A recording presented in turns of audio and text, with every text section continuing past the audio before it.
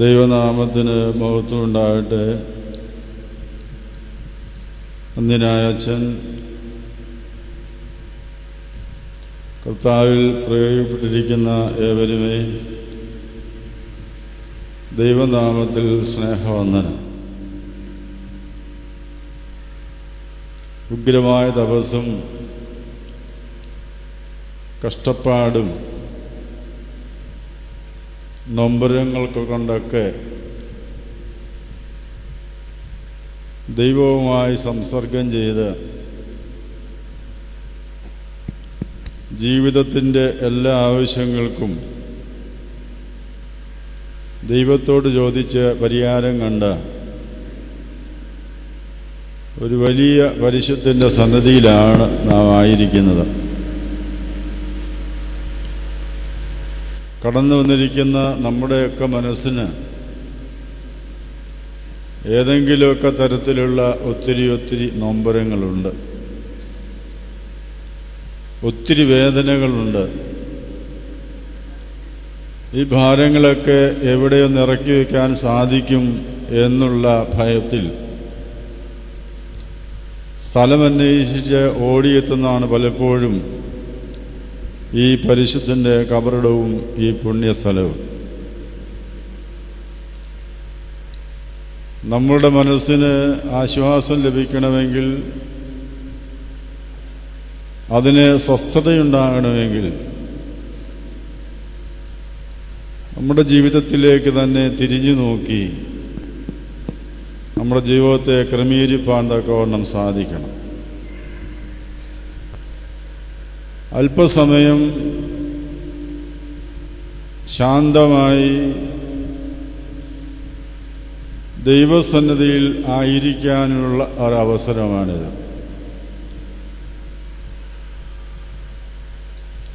നന്മ എപ്പോഴും ശാന്തമാണെന്ന് നമുക്കറിയാം, തിന്മ എപ്പോഴും ശബ്ദവുമാണ്. മൗനമായിരിക്കുക എന്നുള്ളതും ദൈവസന്നിധിയിൽ ശാന്തമായിരിക്കുക എന്നുള്ളതും ഇന്നത്തെ ലോകത്തിന് പ്രയാസമുള്ള കാര്യമാണ്. ഇവിടെയാണ് നാം മിണ്ടാതെ ഇരിക്കേണ്ടത്.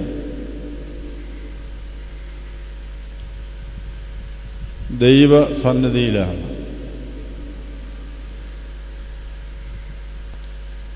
കർത്താവും പല സന്ദർഭങ്ങളിലും ഒത്തിരി കാര്യങ്ങൾ വിളിച്ചു പറയേണ്ടിടത്തൊക്കെ മിണ്ടാതെ ഇരുന്നതായി വിശുദ്ധ മത്തായി ശ്ലീഹ രേഖപ്പെടുത്തുന്നുണ്ട്. അതുകൊണ്ട് കർത്താവിൻ്റെ സന്നിധിയിൽ മിണ്ടാതിരിക്കുക എന്ന് പറഞ്ഞാൽ അവൻ പറയുന്നത് പലതും കേൾക്കുവാനുള്ള ഒരു മൗനമാണിത്. അവൻ്റെ പ്രത്യേകത, അവൻ എന്നെ ഏറ്റവും അധികം സ്നേഹിക്കുന്നു എന്നുള്ളതാണ്.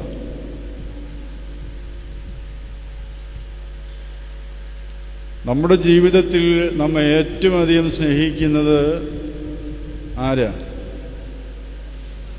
ദൈവമാണ്. പക്ഷെ കുഞ്ഞുങ്ങൾ ചോദിച്ചാൽ പറയും പപ്പായും മമ്മിയുമാണെന്ന് പറയും. പപ്പായും മമ്മി അടുത്തുണ്ടെങ്കിൽ, മമ്മി മാത്രമേ അടുത്തുള്ളേ പറയും മമ്മിയാണെന്ന് പറയും. പപ്പ മാത്രമേ ഉള്ളെങ്കിലോ പപ്പായാണെന്ന് പറയും.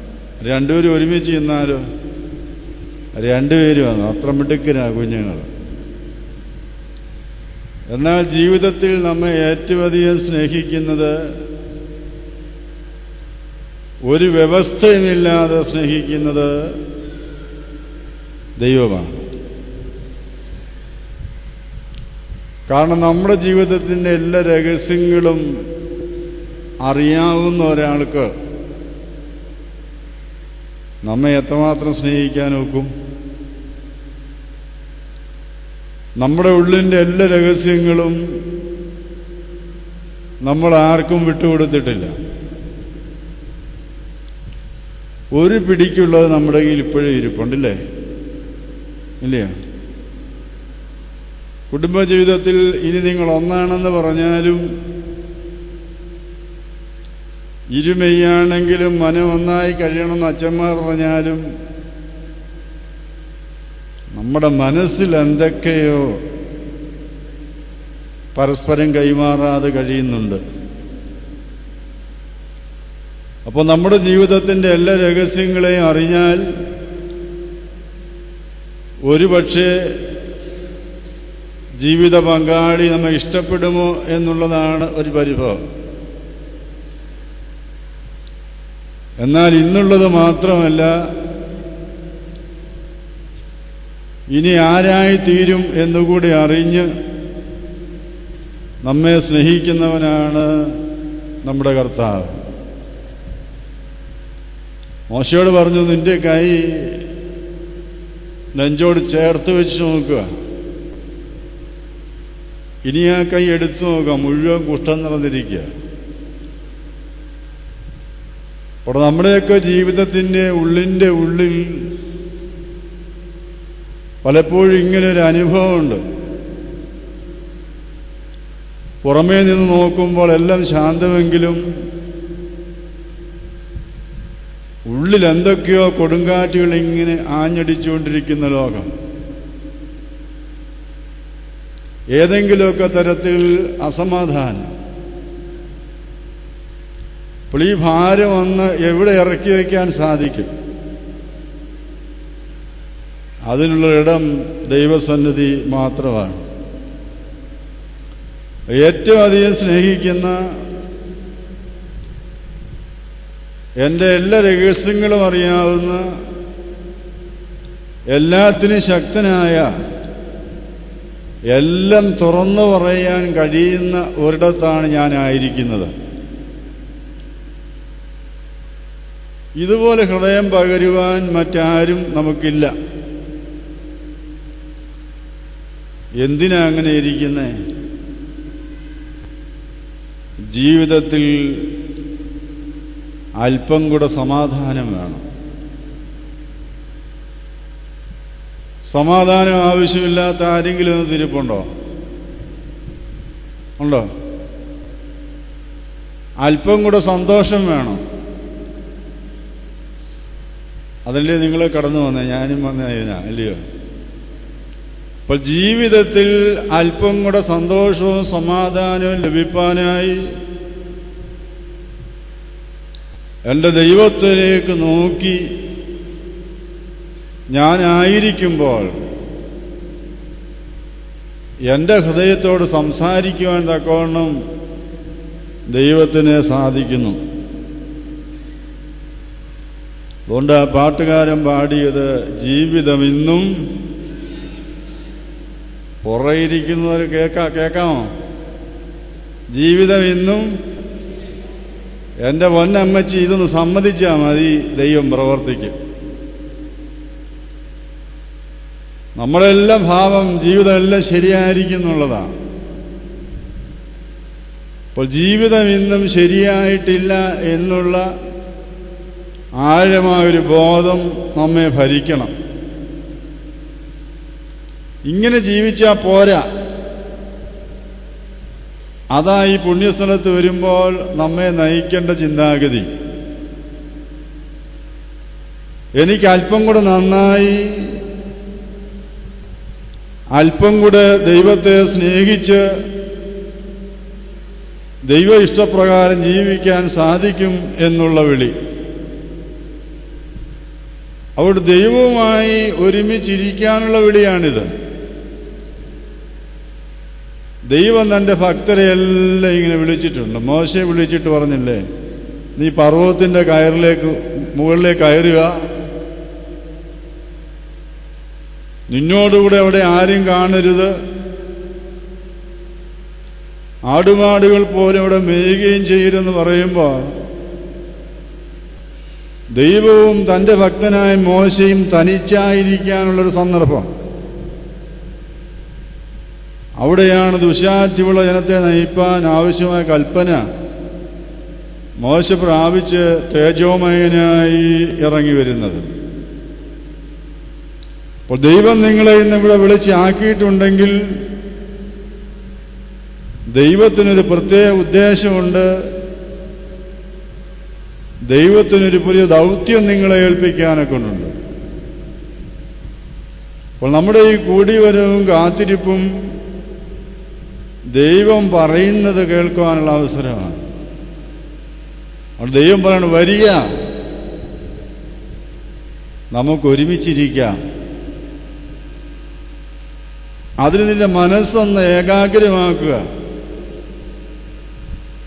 പല നൊമ്പരങ്ങളുമായി കടന്നു വന്നെങ്കിൽ ആ നൊമ്പരങ്ങളെല്ലാം ഒന്ന് മറക്കുക. ഞങ്ങളുടെ നാട്ടിൽ പറയും, ചിന്തിച്ചാലൊരു അന്തവും, ചിന്തിച്ചില്ലെങ്കിൽ അത് ഇവിടുന്ന് പറയണ്ട. അപ്പോൾ നിന്റെ എല്ലാ ചിന്താവിലങ്ങളും അവൻ്റെ മേൽ ഇട്ടുകൊള്ളുക. അവൻ നിന്നെ പുലർത്തും. അപ്പോൾ ഭാരങ്ങളെയും പ്രയാസങ്ങളെയും എല്ലാം ദൈവസന്നിധിയിൽ സമർപ്പിക്കുക. അവിടെ ദൈവശബ്ദം കേൾപ്പാൻ ഒരാന്തരികമായിരിക്കുന്ന മൗനം ആവശ്യമാണ്. അങ്ങനെ ഇരുന്നാൽ നൊമ്പരപ്പെടുന്ന മനസ്സിനെ ദൈവം ആശ്വസിപ്പിക്കും. ഒരമ്മയ്ക്ക് തൻ്റെ കുഞ്ഞുമായിട്ടുള്ള ബന്ധം, ഒരു കുഞ്ഞെപ്പോഴും അമ്മയുടെ ഒക്കത്തായിരിക്കാൻ ആഗ്രഹിക്കുന്നത് ഇല്ലേ? ഞങ്ങൾ അച്ഛന്മാരാണെന്ന് പറഞ്ഞ് കുഞ്ഞുങ്ങളെ എടുക്കാൻ ചെല്ലും. കുഞ്ഞുങ്ങൾ പടൽ തിരിച്ച് അമ്മയെ കെട്ടിപ്പിടിക്കും. ഇപ്പോൾ കുഞ്ഞിനെവിടെ ഇരിക്കാൻ ആഗ്രഹം? അമ്മയോട് ചേർന്നിരിക്കാണ്. അതുപോലൊരു ദൈവ പൈതലിന് ദൈവത്തോട് ചേർന്നിരിക്കുമ്പോൾ ലഭിക്കുന്ന ഒരാശ്വാസം മറ്റെങ്ങു നിന്നും ലഭിക്കത്തില്ല. അത് നിങ്ങളിവിടെ ഇരിക്കുമ്പോൾ നിങ്ങൾ ദൈവസന്നിധിയിലാണ് ഇരിക്കുന്ന ബോധത്തോടെ ഇരുന്നാൽ നിങ്ങളുടെ നൊമ്പരങ്ങളെ അവൻ ആശ്വസിപ്പിക്കും. നിങ്ങളുടെ ആവശ്യങ്ങളെ ദൈവം കയ്യിലെടുക്കും. നിങ്ങൾക്ക് ആവശ്യമായിരിക്കുന്ന എന്തോ അതൊക്കെ ദൈവം തന്ന് അനുഗ്രഹിക്കും. അപ്പോൾ യേശുവിനോടൊപ്പം യേശുവിനോട് കൂടെ ആയിരിക്കുന്ന അനുഭവമാണ് ധ്യാനം എന്ന് പറയുന്നത്. ദൈവത്തോടൊന്നിച്ചായിരുന്നാൽ ദൈവം പല കാര്യങ്ങളും നമ്മെ പഠിപ്പിക്കും. മാനുഷികമായ എല്ലാ പഠനത്തിനും പരിമിതിയുണ്ട്. പക്ഷെ ദൈവം പഠിപ്പിക്കുന്ന കാര്യത്തിന് ഒരിക്കലും പരിമിതിയില്ല. അത് ലോകപ്രകാരം ഡിഗ്രി ഒന്നും അതിന് ആവശ്യമില്ല. ദൈവത്തിൻ്റെ പഠനത്തിന് വേണ്ടി എത്ര സമയം ഇരിക്കാൻ സാധിക്കും? ദൈവവുമായി ചേർന്ന് നമുക്ക് എത്ര സമയം ഇരിക്കാൻ സാധിക്കും? ദൈവം എത്ര സമയം നമ്മോടുകൂടെ ഇരിക്കും? നമുക്കാവശ്യമുള്ളിടത്തോളം ദൈവം നമ്മോട് കൂടെ ഇരിക്കും. നമുക്ക് ആവശ്യമില്ലെന്ന് തോന്നുമ്പോൾ അവൻ അല്പം മാറി നിന്ന് വരും. അപ്പോൾ എൻ്റെയും നിങ്ങളുടെയും ജീവിതകാലത്തിൽ ദാവീദ് പറഞ്ഞു, ദിവസം മുഴുവൻ ഞാൻ തിരുസന്നിധിയിലായിരിക്കാൻ ആഗ്രഹിക്കുന്നു. നമുക്ക് ദിവസം മുഴുവൻ സാധിക്കത്തില്ല. 12 മണിയാകുമ്പോൾ ഇത് അവസാനിക്കും. അപ്പോൾ ദിവസം മുഴുവൻ, ആയുഷ്കാലം മുഴുവൻ ഞാൻ യഹോവയുടെ മന്ദിരത്തിൽ ഇരിപ്പാൻ ആഗ്രഹിക്കുന്നു. 27-ാം സങ്കീർത്തനത്തിൽ പറയുന്നുണ്ട്. പക്ഷെ നമുക്ക് പലപ്പോഴും ഇന്ന് ഒന്നിനും സമയമില്ല. അങ്ങനെ ഇരുന്ന് യഹോവയിൽ തന്നെ രസിക്കണം. 37-ാം സങ്കീർത്തനം 3-ാം വാക്യത്തിൽ പറയുന്ന യഹോവയിൽ തന്നെ രസിച്ചുകൊള്ളുക. എല്ലാ മനുഷ്യനും ഒരു രസം ആവശ്യമാണ്, ഇല്ലേ? അപ്പോൾ കർത്താവിൽ നിന്ന് രസം ലഭിച്ചില്ലെങ്കിൽ എന്തെങ്കിലുമൊക്കെ മാർഗത്തിൽ രസം അന്വേഷിക്കാൻ പോകും. അവിടെയാണ് ജീവിതത്തിൽ പരാജയങ്ങൾ പലപ്പോഴും ഉണ്ടാകുന്നത്. അതുകൊണ്ട് നിന്റെ ഹൃദയത്തിലെ ആഗ്രഹങ്ങളെ നിന്റെ നൊമ്പരങ്ങളെ ശരിയായി അറിയാവുന്ന ദൈവസന്നിധിയിലാണ് ഇരിക്കുന്നത്. അപ്പോൾ ദൈവത്തിന് വേണ്ടിയത് പുറമേയുള്ള കാണുന്ന ഈ ജീവിതമല്ല. നമ്മുടെ അകത്തൊരു ഗൂഢമനുഷ്യനുണ്ട്, ഇല്ലേ? അവനാ ഇതെല്ലാം നമ്മളെ കൂടെ ചെയ്യിപ്പിക്കുന്നത്. ഇവിടെ അകത്തെ മനുഷ്യനെ അകമയുള്ള ജീവിതം സുന്ദരമാക്കണം. അകമയുള്ള ജീവിതം സുന്ദരമാക്കണമെങ്കിൽ പുറമേയുള്ള ചിലതിനെ വേണ്ടെന്ന് വയ്ക്കാൻ കഴിയണം. ഇപ്പം നമ്മുടെ കയ്യിൽ ലോകവും വേണം, ദൈവവും വേണമെന്ന് പറഞ്ഞാൽ പലപ്പോഴും പരാജയപ്പെട്ടു പോകും. അതുകൊണ്ട് അകമയുള്ള ജീവിതത്തെ സുന്ദരമാക്കാൻ ദൈവസന്നിധിയിൽ നമുക്ക് സാധിക്കണം. നമ്മളൊക്കെ കടന്നു വരുന്നത് ജീവിതത്തിൽ വലിയ കുഴപ്പമൊന്നുമില്ലെന്ന് ധരിച്ചാണ് വന്നേക്കുന്നത്, അല്ലേ? മറ്റുള്ളവരെ നോക്കുമ്പോൾ നമുക്ക് വലിയ കുഴപ്പം വല്ലതും ഉണ്ടോ? നമ്മളിങ്ങോട്ട് പോരാൻ നോക്കിയപ്പോഴും നമ്മുടെ മുഖത്തൊക്കെ നമ്മൾ സൂക്ഷിച്ച് നോക്കി, കണ്ണാടി കൊണ്ടൊക്കെ നോക്കി, വല്ല കുഴപ്പം കണ്ടോ? ഉണ്ടോ? ഇവിടെ ഒന്നും കാണാനില്ല. എന്നിട്ട് ഞാൻ കണ്ണാടി പിടിച്ച് നോക്കി, പരുമലയ്ക്കല്ലേ പോകുന്നത്, അപ്പോൾ വല്ലതും ഉണ്ടോ എന്ന്. അപ്പോൾ ദൈവം സൂക്ഷിച്ച് നോക്കുമ്പോൾ നമ്മൾ കാണാത്ത പലതും ദൈവം കണ്ടു എന്ന് വരും. ദൈവം അതിനെ ഓർമ്മപ്പെടുത്തും. ആ ഓർമ്മപ്പെടുത്തലിലൂടെ ജീവിതത്തെ ക്രമീകരിക്കാൻ നമുക്ക് സാധിക്കണം. അതുമായി ബന്ധപ്പെട്ടൊരു ചിന്താവിഷയമാണ് ഈ സമയം ചിന്തിപ്പാൻ തക്കവണ്ണം ഞാൻ കർത്താവിൽ ശരണപ്പെടുന്നത്. ശുദ്ധമുള്ള മത്തായിയുടെ സുവിശേഷം 19-ാം അധ്യായം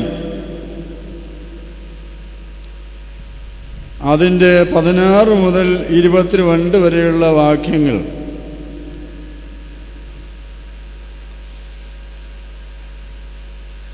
ഒരു ധനികനായ ചെറുപ്പക്കാരൻ യേശുതമ്പുരാന്റെ അടുക്കൽ വന്ന് നിത്യജീവനെ പ്രാപിക്കാൻ ഞാൻ എന്ത് ചെയ്യണം എന്ന് ചോദിച്ചു. യേശുതമ്പുരാനോട് നീ കൽപ്പനകൾ പാലിക്കുക എന്ന് പറഞ്ഞു. അപ്പോൾ ചോദിച്ചു, ഏതെല്ലാം കൽപ്പനകളാ? അപ്പോൾ കൊല ചെയ്യരുത്, മോഷ്ടിക്കരുത്, കള്ളസാക്ഷ്യം പറയരുത്, ഈ കൽപ്പനയൊക്കെ നിനക്കറിയാമല്ലോ. ഉടനെ അവൻ പറഞ്ഞു, ഇതെല്ലാം എൻ്റെ പൈതൽ പ്രായം മുതലേ ഞാൻ ചെയ്തു വരുന്നു. അപ്പോൾ വല്ല കുഴപ്പമുണ്ടോ? അവൻ്റെ നോട്ടത്തിൽ അവനെക്കുറിച്ച് അവനൊരു കുഴപ്പവും കാണാനില്ല. മാത്രമല്ല, പലരെ പറ്റി നോക്കുമ്പോൾ അവരെക്കാൾ ഒത്തിരി ഭേദമാര് ഈ ധനികനായ മനുഷ്യൻ. അപ്പോൾ അവിടെ പറയുന്നത്, യേശുതമ്പുരാൻ ഇവയെല്ലാം പ്രമാണിക്കുന്നെന്ന് പറഞ്ഞപ്പോൾ യേശുതമ്പുരാൻ പറഞ്ഞു, അങ്ങനെയാണെങ്കിൽ നീ നിനക്കുള്ളത് വിറ്റ് ദരിദ്രർക്ക് കൊടുക്കുക, പിന്നെ വന്ന് എന്നെ അനുഗമിക്കുക എന്ന് പറഞ്ഞു. അവന് സന്തോഷമായോ ദുഃഖമായോ? അവൻ ദുഃഖത്തോടെ തിരിച്ചുപോയെന്ന് മത്തായി ശ്ലീഹ രേഖപ്പെടുത്തുന്നുണ്ട്. പ്രിയപ്പെട്ടവരെ, നമ്മളാര് നമുക്ക് എത്ര കുറവുണ്ടെങ്കിലും ഒരാൾ മുഖത്ത് നോക്കി കുറവുണ്ടെന്ന് പറയണോ നമ്മൾ പറഞ്ഞാലും ഉള്ളിൻ്റെ ഉള്ളിൽ ആഗ്രഹമുണ്ടോ? എനിക്ക് കുറവുണ്ടെന്ന് വേറെ ആൾ പറയുന്നത് എനിക്കിഷ്ടമാണോ? നിങ്ങൾക്കൊക്കെ ഇഷ്ടമായിരിക്കും അല്ലേ? ആണോ? സത്യത്തെ ഇഷ്ടമാണെന്നോ? ഇഷ്ടപ്പെടുന്നില്ല. പക്ഷെ ഇവൻ വന്നു. പക്ഷെ കർത്താവ് അവനോട് പറഞ്ഞു, നിനക്കൊരു കുറവുണ്ട്. നീ പോയിട്ട് തിരിച്ചു വരിക. എന്ത് ചെയ്തിട്ട്? നിനക്കുള്ളത് വിറ്റ് ദരിദ്രർക്ക് കൊടുത്തിട്ട് തിരിച്ചു വരിക. കർത്താവ് ഓടിച്ചിട്ട് ശിഷ്യന്മാരെ പിടിച്ചിട്ടുണ്ട്. എൻ്റെ അപ്പനെ അടക്കിയിട്ട് വരാമെന്ന് പറഞ്ഞാൽ പറഞ്ഞു, നീ ഇപ്പം അതിനൊന്നും പോണ്ട. ചുങ്കക്കാരോട് പറഞ്ഞു, പണി നിർത്ത, എൻ്റെ പിന്നാലെ വരിക. പറഞ്ഞില്ലേ? മീൻപിടുത്തക്കാർ പറഞ്ഞു, വല കള, അപ്പനെ അമ്മയെ ഉപേക്ഷിക്ക്, എൻ്റെ പിന്നാലെ കടന്നു വരിക എന്ന് പറഞ്ഞു. അവരെല്ലാം നിർബന്ധപൂർവം വിളിച്ച കർത്താവ് ന്യായപ്രമാണ കൽപ്പനകൾ പാലിച്ചുകൊണ്ട് യേശു തമ്പുരാന് വേണ്ടി, നിത്യജീവന് വേണ്ടി അനുഗമിച്ചവനെ പിൻപറ്റാൻ വന്നവനെ കൂടെ കൊണ്ടുപോയില്ല. ഇവനേക്കാൾ കുറവുള്ള എത്ര പേരെ തമ്പുരാൻ സ്വീകരിച്ചിട്ടുണ്ട്. പക്ഷെ ഇവനെ മാത്രം കർത്താവ് വലയിട്ട് പിടിച്ചില്ല, സ്വീകരിക്കത്തില്ലെന്ന് പറഞ്ഞില്ല. നീ പോയിട്ട് വാടാ കൊച്ചേ. പരിശുദ്ധനായ പരിമല തിരുമേനിയും നമ്മൾ എന്തെങ്കിലുമൊക്കെ പ്രാപിക്കാൻ കടന്നു വന്നിരിക്കുക. പക്ഷെ ഒരുപക്ഷെ തിരുമേനി എന്നോട് പറയുന്നുണ്ടായിരിക്കാം, നീ പോയിട്ട് വാ, നീ പോയിട്ട് മടങ്ങി വരൂ, നിന്നിലൊരു കുറവ് ഇത് പ്രാപിക്കാൻ തടസ്സമായി നിൽക്കുന്നുണ്ട്. ആ കുറവ് എന്താണെന്ന് കണ്ടുകിട്ടണം. എങ്ങനെയുള്ള മനുഷ്യന്? വളരെ തീക്ഷ്ണതയുള്ള ചെറുപ്പക്കാരൻ, വഴിയിൽ മുട്ടുകുത്തുവാൻ തക്കോണം എളിമയുള്ള ചെറുപ്പക്കാരൻ. ഇപ്പോൾ ആരെങ്കിലും ആരുടെയും മുമ്പിൽ മുട്ടുമടക്കുമോ? മടക്കുമോ? ലോകത്തിൻ്റെ പ്രശ്നം അതില്ലയോ? കാട്ടാന പോലും താപ്പാൻ പറഞ്ഞാൽ മുട്ടുമടക്കും. ആനയുടെ തുമ്പിക്കേക്കില്ല ഒരാനക്കാരനുണ്ടോ? ഇരിക്കാനെന്ന് പറഞ്ഞാൽ മതി, ആന എന്ത് ചെയ്യും? മുട്ടുമടക്കി കൊടുക്കും. എത്ര മാസം കൊണ്ട്? കേവലം 3 മാസം കൊണ്ട്. ഞാൻ കാട്ടാന് വരികയ്ക്കുന്ന തണ്ണിത്തോട്ടിലാണ് താമസിക്കുന്നത്. എൻ്റെ വീട് കോന്നിയില്ല, ആനക്കൂടിൻ്റെ അടുത്താണ്. അപ്പം ഇനി കാട്ടാനയുടെ സ്വഭാവവും നാട്ടാനയുടെ സ്വഭാവവും അറിയാം. കാട്ടാന ആരുടെയും മുമ്പിൽ മുട്ടുമടക്കത്തില്ല. അവൻ സ്വന്തം വഴിയുണ്ടാക്കി മുൻപിലുള്ള വൃക്ഷങ്ങളെയൊക്കെ പിഴുത് വലിച്ചെറിഞ്ഞ് അലറി ബഹളം വെച്ച് മുന്നോട്ട് പോകുന്നതിന്. ഇന്നത്തെ പത്രത്തിലുണ്ട്, തണ്ണിത്തോട്ടിൽ പകൽ 3 മണിക്കും കാട്ടാന ഇറങ്ങിയാണ്. അപ്പോൾ അവന് ഇഷ്ടമുള്ളതൊക്കെ ചെയ്യും, ഇഷ്ടമുള്ള വഴിയേ പോകും, സ്വന്തമായി വഴിതെളിച്ചു പോകും. പക്ഷെ ഇങ്ങനെ പോകുന്ന കാട്ടാനയെ മെരുക്കിയെടുക്കാൻ കോന്നിക്കാർക്ക് 3 മാസം മതി. കൂട്ടിലിട്ട് നല്ലവണ്ണം പ്രകരിച്ചു കഴിഞ്ഞാൽ പിന്നെ, നാട്ടിലിറക്കിക്കഴിഞ്ഞാൽ പിന്നെ ആനക്കാരൻ പറയുന്നത് ആനയുടെ വഴി. മുന്നോട്ടെന്ന് പറഞ്ഞാൽ മുന്നോട്ട്, പുറകോട്ടെന്ന് പറഞ്ഞാൽ ഇടത്താനയെന്ന് പറഞ്ഞാൽ ഇപ്പം വയ്യാന്ന് പറയില്ല. ഇരിയാനയെന്ന് പറഞ്ഞാൽ അവിടെ ഇരിക്കും. ആനക്കാനൊരു മുറുക്കാൻ വാങ്ങിക്കാൻ പോകണമെങ്കിൽ ഒരു ചുള്ളിക്കമ്പ് നാട്ടിയിട്ട് ആന ഇവിടെ നിൽക്കണമെന്ന് പറഞ്ഞാൽ മതി, ആന ഇവിടെ നിൽക്കും. ഒരു 3 മാസം കൊണ്ടൊരു വികൃതിയുള്ള കാട്ടാന അവൻ്റെ യജമാനൻ അവൻ്റെ തോളിലാണ്ടിരിക്കുന്നവോ അവൻ പറയുന്നതിന് പരിപൂർണമായി വിധേയപ്പെടും. പക്ഷെ കാട്ടാനെ മെരുക്കുന്ന പാപ്പാനോ അവൻ്റെ വഴിയുണ്ട്, എനിക്കെൻ്റെ വഴിയുണ്ട്, നിങ്ങൾക്ക് നിങ്ങളുടെ വഴിയുണ്ട്. മേളിലിരിക്കുന്നവനെ ഗമനിക്കുന്നില്ല. അപ്പോൾ ജീവിതത്തിൻ്റെ അടിസ്ഥാനപരമായ പ്രശ്നത്തിൻ്റെ കാരണം എന്താ? നിന്റെ ഇഷ്ടം വിമ്മിഷ്ടമായതാ. ആരുടെ? തമ്പുരാൻ്റെ ഇഷ്ടം. എൻ്റെ ഇഷ്ടം പൊന്നിഷ്ടവും നിന്റെ ഇഷ്ടം വിമ്മിഷ്ടവും. നാട്ടാനയ്ക്കതില്ല. അപ്പം ഞാൻ പറഞ്ഞു വന്നത്, വേദപ്രമാണം അനുസരിച്ച്, വേദപുസ്തകം അനുസരിച്ച് നമ്മളത്ര അറിവുള്ളവർ വേറെയില്ല.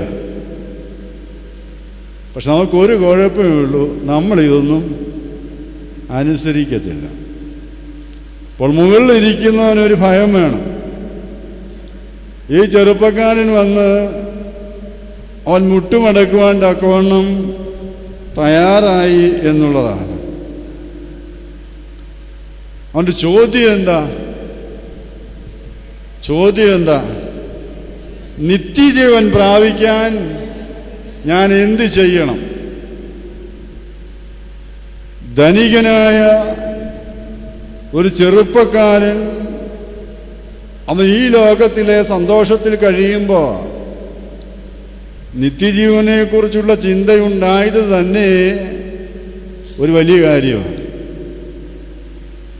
ഇവിടെ കടന്നു വന്ന നിങ്ങളെല്ലാവരും നിങ്ങളുടെ ഓരോ ആവശ്യങ്ങളും നിർത്തിവെച്ചാണ് വന്നത്. നിത്യജീവനെ ആരെങ്കിലും ചോദിച്ചെങ്കിൽ മനസ്സിലെങ്കിലും പറ, ചോദിച്ചോ? നിത്യജീവനെയാണോ ആഗ്രഹിച്ചത്? നമ്മുടെ ഉള്ളിലെ ചില ആഗ്രഹങ്ങളെയാണ്. ഈ ചെറുപ്പക്കാരൻ എനിക്ക് ഒത്തിരി ഇഷ്ടമാണ്. കാരണം അവൻ്റെ നല്ല പ്രായത്തിൽ ധനികനായിരിക്കുമ്പോൾ പണം കൊണ്ട് വാങ്ങിക്കാമെന്നൊക്കെ വാങ്ങിക്കുമ്പോഴും അവൻ്റെ മനസ്സിൻ്റെ ഉള്ളിലെ ചിന്തയുണ്ട്, എനിക്ക് നിത്യജീവൻ പ്രാപിക്കണം. നല്ല ചിന്തയാണ്. പക്ഷെ കർത്താവ് അവിടെ പ്രസാദിച്ചില്ല. ഈ ചോദ്യം കേട്ട കർത്താവ് ശിഷ്യന്മാരെല്ലാം വിചാരിച്ചു കാണും ശിഷ്യന്മാരുടെ എണ്ണം 13 ആകാൻ പോവുകയെന്ന്. ഇങ്ങനെ ആരെങ്കിലും വന്നിട്ടുണ്ടോ? അവനതിന് വ്യവസ്ഥകൾ വെച്ചു. അവൻ എന്തു പറഞ്ഞു? എന്താ പറഞ്ഞത്? ഇവയെല്ലാം എൻ്റെ പൈതൽ പ്രായം മുതൽ ഞാൻ ചെയ്തു. എന്തൊക്കെയാ? കൊല ചെയ്തിട്ടില്ല, മോഷ്ടിച്ചിട്ടില്ല, കള്ളസാക്ഷ്യം പറഞ്ഞിട്ടില്ല, അപ്പനെ അമ്മയും ബഹുമാനിക്കുന്നു, കൂട്ടുകാരനെ എന്നെപ്പോലെ തന്നെ സ്നേഹിക്കുന്നു എന്നിവ തന്നെ. ഈ കൽപ്പനയിൽ എത്ര എണ്ണം നമ്മൾ പാലിക്കുന്നുണ്ട്? കള്ളം പറയുമോ? ഓ, എവിടാ? മോഷ്ടിച്ചിട്ടുണ്ടോ? കർത്താവ് പറഞ്ഞ് നോക്കിയാൽ മതി, അത് മോഷ്ടിച്ചതിന് തുല്യമാണ് അല്ലേ? അന്യൻ്റെ മുതൽ വേണമെന്ന് ആഗ്രഹിച്ചാൽ മതി, അത് മോഷണത്തിന് തുല്യമാണെന്നുള്ളത്. ഇപ്പോൾ ഇതൊക്കെ ചെയ്യാത്ത ഈ ശിഷ്യന്മാരെയൊക്കെ വിളിക്കുമ്പോൾ ഇവർക്ക് ഈ സ്വഭാവമൊക്കെ ഉണ്ടായിരുന്നു. പക്ഷെ ഇതൊന്നും ചെയ്യാത്ത ഒരു മനുഷ്യൻ വന്നിട്ടും എന്തേ കർത്താവ് സ്വീകരിച്ചില്ല? നിങ്ങളുടെ ഉള്ളിലെ ചോദ്യം ഇതാണ്. കർത്താവ്, ഞാൻ വലിയ ദോഷമൊന്നും ചെയ്തിട്ടില്ലല്ലോ, ഞാൻ ആരെയും പിടിച്ചു പറിക്കാൻ പോയിട്ടില്ലല്ലോ, പിന്നെ എന്തുകൊണ്ടാണ് തമ്പുരാൻ ഈ നൊമ്പരങ്ങൾ ഒന്നിനു പുറകെ ഒന്നായി, ഞാൻ അഭിമുഖീകരിക്കുന്ന പ്രശ്നങ്ങൾ ഒന്നിനു പുറകെ ഒന്നായി എന്തുകൊണ്ട് വരുന്നു എന്നുള്ളതാണ്. കർത്താവൻ അവനെ അനുഗമിക്കാൻ അനുവദിച്ചില്ല. അവൻ്റെ വരവും ഭാവം എങ്ങനെയായിരുന്നു?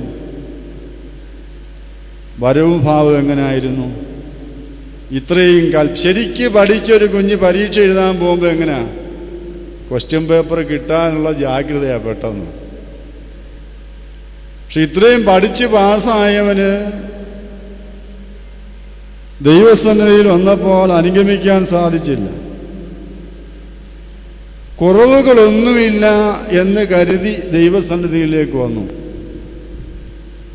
കൽപ്പനകൾ പാലിച്ച സംതൃപ്തിയിലാണ് കടന്നു വന്നത്. പ്രമാണങ്ങളെ ചെറുപ്പം മുതലേ പാലിച്ചു വന്നതാണ്. നല്ല ആത്മവിശ്വാസത്തോട് വന്നതാണ്. പക്ഷേ അവസാനം എങ്ങനെയായി? ഈ കടന്നു വന്ന ചെറുപ്പക്കാരന് കർത്താവ് പറഞ്ഞു, നീ പോയി പണി നോക്കാൻ പറഞ്ഞില്ല, നീ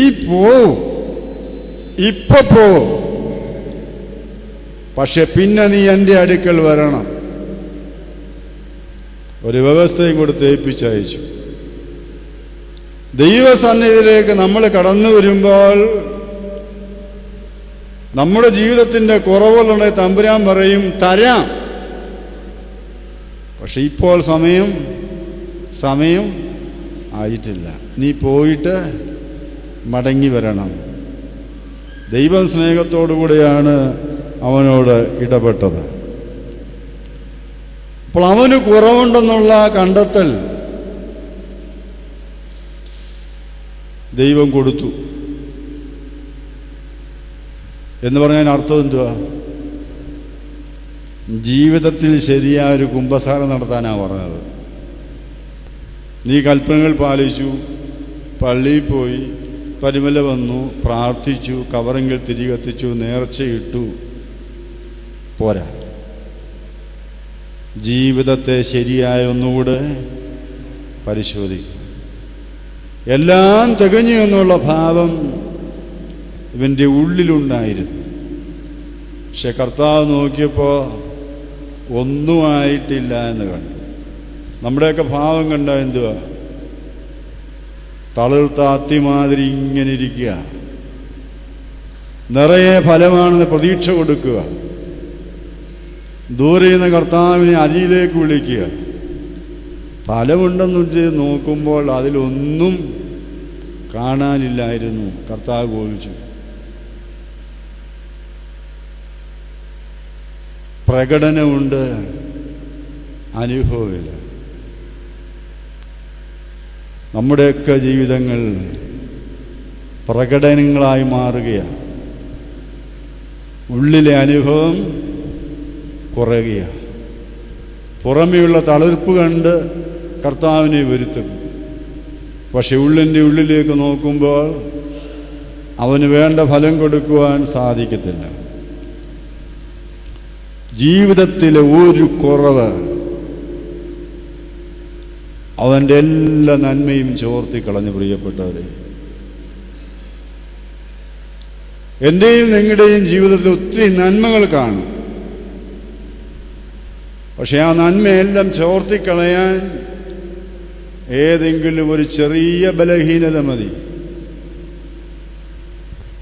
ഒരു മൺകുടത്തിൽ മുഴുവൻ വെള്ളം നിറച്ചു വെച്ചാൽ ഒരു സൂചിയുടെ കീഴ്ത്ത മതി. എന്താ? ഈ വെള്ളം മുഴുവൻ കുടം കാലിയായിപ്പോകും. അപ്പോൾ നിങ്ങളുടെ ജീവിതത്തിൽ നന്മകളുണ്ട്. പക്ഷെ ആ നന്മകൾ ഏതെങ്കിലും ഒരു ബലഹീനതയിലൂടെ ചോർന്നു പോകുന്നുണ്ടോ എന്ന് പരിശോധിക്കണം. എനിക്ക് ദൈവം വെച്ചിരിക്കുന്ന നന്മകൾ എനിക്ക് പ്രാപിക്കാൻ സാധിക്കാത്തത് എന്തുകൊണ്ട് എന്ന് ചിന്തിക്കണം. അതിൻ്റെ അടിസ്ഥാന കാരണം എവിടെങ്കിലും ഒരു ചെറിയ വീഴ്ച കാണും, എവിടെങ്കിലും ഒരു ചെറിയ കുറവ് കാണും. ദൈവത്തിന് ഇഷ്ടമില്ലാത്ത എന്തെങ്കിലും നമ്മുടെ ജീവിതത്തിൽ കാണണം. അതുകൊണ്ട് ഇവിടെ ഇരിക്കുമ്പോൾ തമ്പുരാനോട് ചോദിക്കണം, ദൈവമേ, നീ അനേകർക്ക് നന്മ കൊടുത്തു, അനേകരെ പോറ്റി പുലർത്തി, ഞാൻ അവരെക്കാൾ മോശമൊന്നും ആയിരുന്നില്ലല്ലോ, പക്ഷെങ്കിൽ എനിക്കെന്താ തമ്പുരാനെ ഈ ഗതികേട്? ഇത് ചോദിക്കത്തില്ലേ? എന്നാലും ദൈവം എന്നോട് ഇങ്ങനെ ചെയ്തല്ലോ. നീ മനസ്സിലാക്കിക്കൊള്ളുക, നിന്റെ നന്മകളൊക്കെ ഉണ്ടെങ്കിലും എന്തെങ്കിലുമൊക്കെ കുറവുകൾ കാണും. ആ കുറവ് തമ്പുരാൻ ഈ നിമിഷത്തിൽ കാണിച്ചു തരും. ആ കുറവ് പരിഹരിച്ചാൽ നീ അനുഗ്രഹിക്കപ്പെട്ടവനായി അടുത്തു വരാൻ സഹായിക്കും. സ്വയം കാണാത്തതിനെയൊക്കെ ദൈവം കാണിച്ചു തരും. അവനെക്കുറിച്ച് പറയുന്ന ഉയരത്തിൽ വസിച്ചാലും ചെറിയ കാര്യങ്ങളെ പോലും സൂക്ഷിച്ചു നോക്കുന്നവനും ഹൃദയത്തിലെ രഹസ്യങ്ങളെ അറിയുന്നവനുമായ ദൈവമേ, അപ്പോൾ നമുക്ക് കാണാൻ പാടില്ലാത്ത, നമ്മൾ തെറ്റെന്ന് വിചാരിക്കാത്ത പലതും നമ്മുടെ ജീവിതത്തിലെ നന്മകൾ ചോർത്തിക്കളഞ്ഞിട്ടുണ്ട്. നിന്റെ ജീവിതത്തിലുണ്ടായിരിക്കുന്ന പ്രശ്നങ്ങൾക്ക് കാരണം നിന്റെ നന്മകളെ ചോർത്തിക്കളയുന്ന എന്തെങ്കിലുമൊക്കെ കുറവുകൾ നീ അറിയാതെ ജീവിതത്തിൽ ഇപ്പുണ്ട്. ആ കുറവുകളെ കണ്ടുപിടിക്കാനാ ഈ പരിശുദ്ധന്റെ അടുക്കിലേക്ക് വരുന്നത്. ഉഗ്രമായ തപസ്സും നോമ്പും അനുഷ്ഠാനവും ജാഗരണവും കുമ്പിടിയിലുമൊക്കെ ഈ പരിശുദ്ധൻ ചെയ്തത് എന്തിനു വേണ്ടിയാ? ദൈവത്തിൻ്റെ നന്മകൾ അല്പം പോലും ഒഴുകിപ്പോകാതെ എല്ലാം സ്വീകരിപ്പാൻ തക്കോണം. അവൻ ദൈവത്തോട് ചോദിച്ച് ആ കുറവ് കണ്ടുപിടിക്കും. പക്ഷെ ഇവിടെ അവൻ വിഷാദിച്ച് കടന്നുപോയി, ദുഃഖത്തോടെ കടന്നുപോയി. ഒത്തിരി പ്രതീക്ഷയോട് വന്നതാണ്. ഞാൻ കുഴപ്പമൊന്നുമില്ലാത്തവനാണ്, കൽപ്പനകൾ പാലിക്കുന്നവനാണ്, 2 കൈയും കീട്ടി ദൈവം സ്വീകരിക്കും എന്ന് പ്രതീക്ഷിച്ചതാണ്. പക്ഷെ ഇവിടെ അങ്ങനെയൊരു സ്വീകരണം ലഭിച്ചില്ല. ദുഃഖത്തോടെ അവൻ തിരിച്ചുപോയി. അതുകൊണ്ട് കർത്താവിൻ്റെ കണ്ണ് നിന്നിലേക്ക് നോക്കിയാൽ ഇത് വലിയ സ്കാനിങ് മെഷീനാണ്. ഉള്ളിൻ്റെ ഉള്ളിലുള്ളത് മുഴുവൻ ഇത് ചോർത്തിയെടുക്കും. പത്രോസിനെ ഒന്ന് നോക്കിയതേ ഉള്ളൂ, അവൻ പുറത്തു പോയി പൊട്ടിക്കരഞ്ഞു. സക്കായി ഒന്ന് നോക്കിയതേ ഉള്ളൂ, ഉള്ളത് മുഴുവൻ വിറ്റുപറയി കൊടുത്തു. അപ്പോൾ ആ യേശു ഇന്ന് നിന്നെ നോക്കുന്നുണ്ട്. നിന്റെ ഹൃദയത്തിലേക്ക് അവൻ നോക്കുമ്പോൾ നാം കാണാത്ത കുറവുകളെ കണ്ടെത്തുവാൻ തക്കവണ്ണം സാധിക്കും. പാട്ടുകാരൻ പാടി ഞാൻ പറഞ്ഞല്ലോ, ജീവിതം ഇന്നും ആത്മാർത്ഥമായിട്ട് ദേവാലയത്തിൽ നിന്ന് പറഞ്ഞ് നെഞ്ചത്ത് കൈവച്ച് പറ, ദൈവമേ എൻ്റെ ജീവിതത്തിൽ ശരിപ്പെടുവാനായിട്ട് ഒത്തിരി കാര്യങ്ങളുണ്ട്. അത് വെളിപ്പെടുത്താനാ ദൈവം ഇന്ന് നിന്നെ വിളിച്ചു വിടാക്കിയിരിക്കുന്നത്.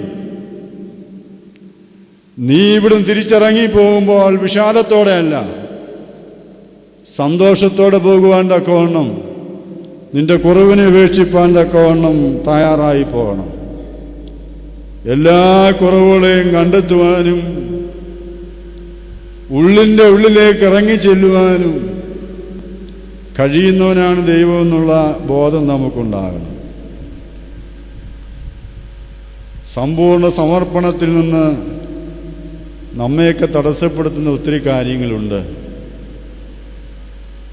നമ്മുടെ വിചാരം എൻ്റെ കുറവുകൾ എനിക്കേ അറിയത്തുള്ളൂ, മറ്റാർക്കും അറിയില്ലെന്നുള്ളത്. അതൊരാഴമായ ബോധമാണ്. എൻ്റെ കുറവിനെ കുറിച്ച് എനിക്കറിയാമോ? അറിയാമോ? എൻ്റെ കുറവിനെക്കുറിച്ച് എനിക്ക് ബോധ്യമുണ്ടോ? ഉണ്ടേ തന്നെ ഞാൻ എങ്ങനെ പറയുമോ? മറ്റുള്ളവർക്കറിയാവുന്ന കുറവുകൾ കാണും, നമുക്ക് തന്നെ അറിയാവുന്ന കുറവ് കാണും, നമുക്കും മറ്റുള്ളവർക്കും അറിയാത്ത കുറവുകൾ കാണും. അതും ആര് കാണും? ദൈവം തമ്പുരാൻ കാണും. അപ്പോൾ അതിൻ്റെ സ്വകാര്യ ദുഃഖങ്ങൾക്ക് പിന്നിൽ സങ്കീർത്തനക്കാരൻ പറയുന്ന പോലെ, നിന്റെ നീരസം ഹേതുവായി എൻ്റെ അസ്ഥികളിൽ സ്വസ്ഥതയില്ല. അപ്പോൾ യഹോവയുടെ നീരസത്തിന് എന്തെങ്കിലുമൊക്കെ ജീവിതത്തിൽ പലപ്പോഴും കാണും. നല്ല മാന്മാർക്കിൻ്റെ അരിയൊക്കെ വാങ്ങിച്ചാലും സ്ത്രീമാർക്ക് വാങ്ങിച്ചാലും വീട്ടിൽ കൊണ്ടുപോകുന്ന അരിക്കകത്ത് കല്ലുണ്ടെന്ന് പറഞ്ഞാണോ കൊണ്ടുപോകുന്നത്? ആന്നോ? കളറ് കണ്ടാലോ? വെള്ളത്തിലിട്ടൊന്ന് കഴുകി നോക്കി, ഒന്ന് പാറ്റി നോക്കി, കല്ലുണ്ടോയെന്നറിയാം. ഒരു കല്ലുമില്ലെന്ന് പരസ്യം കണ്ട് വാങ്ങിച്ചുകൊണ്ട് പോയതാണ്. പക്ഷെ അഴിച്ചൊന്ന് പരിശോധിച്ച് നോക്കിയപ്പോഴാണ് എന്ത് ചെയ്തത്? അതിന് പണ്ടത്തെ അമ്മമാരാ, ചട്ടയിട്ട അമ്മമാരാ നല്ലത് കല്ല് പെറുക്കാൻ. അവരേതരി കൊണ്ട് കൊടുത്താലും മുറത്തിലിട്ട് അരപ്പണി ചെയ്യും. ഇപ്പോഴത്തെ ചേച്ചിമാരെന്താ? അവർക്ക് കല്ല് പെറുക്കാൻ സമയമില്ല. പഴയ മനുഷ്യരുടെ ജീവിതത്തിൽ കുറ്റങ്ങളുണ്ടായി നമ്മളെക്കാൾ വലുതൊരു പക്ഷെങ്കിൽ. പക്ഷെ ഒരു ചെറിയ കുറ്റം പോലും അവരുടെ മനസ്സിനെ വേദനിപ്പിച്ചിരുന്നു. ഇന്നത്തെ തലമുറ ബുദ്ധിപൂർവം പാപം ചെയ്യും, ബുദ്ധിപൂർവം അതിനെ മറച്ചു വെച്ചുകൊണ്ട് ജീവിക്കും. പാവം പിടിച്ച പഴയ അപ്പച്ചനും അമ്മച്ചിക്കും ഇതൊക്കില്ല. കല്ല് കിടന്നാൽ അത് പറക്കിക്കളഞ്ഞേ പറ്റൂ. അവരുടെ ജീവിതത്തിൻ്റെ പ്രയാസം അങ്ങനെയാണ്, അല്ലേ? അവർക്കൊരാളോടൊരു പിണക്കം എത്ര നാൾ നിൽക്കും? 2 പോസ്റ്റിന് ദൂരെ നിൽക്കത്തുള്ളൂ. പിണക്കല്ലേ അവസാനിക്കുന്ന ഇവിടെ? പള്ളിയിൽ പോക്കില്ല. എൻ്റെ വീട്ടിൽ എൻ്റെ അമ്മ ഉപ്പാമാരെ 4-5 പെണ്ണുങ്ങളുണ്ട്. ചേട്ടത്തി അനിയത്തിമാരാണ് ഇങ്ങനെ പോകുന്നത്. ചെറിയ കാര്യം മതി പെട്ടെന്ന് പിണക്കും. പക്ഷെ നമ്മളവർക്ക് ഈ പിണക്ക് കുറേയേറെ നിൽക്കുമെന്ന്. പഴയ കാലമാണ്. അപ്പം എൻ്റെ അമ്മ എന്നെ എടുത്തേക്കുക. അമ്മയ്ക്കുണ്ട് ഈ കൊച്ചിനെ കൊച്ചമ്മയുടെ ഒന്ന് കൊടുത്താൽ കൊള്ളാം, പക്ഷെ എങ്ങനെയാ ചോദിക്കുന്നത് പിടിക്കാമോ എന്ന്. കയറ്റം കയറി ഇങ്ങനെ പോകണം, മുരിപ്പിനാ പള്ളി. അപ്പോൾ അമ്മയൊന്ന് തിരിഞ്ഞു നോക്കും. തിരിഞ്ഞു നോക്കുമ്പോൾ ഒരിക്കലും മിണ്ടത്തില്ലെന്ന് പറയുന്ന കൊച്ചമ്മ വന്നിട്ട് എന്ത് ചെയ്യും? എന്നെ എടുക്കും. കൊച്ചമ്മ ഇഞ്ഞിതാ, മുഖത്തോട്ട് നോക്കും, ഒന്ന് ചിരിക്കും, പിണക്ക് കഴിഞ്ഞു. ഇന്നാണേലോ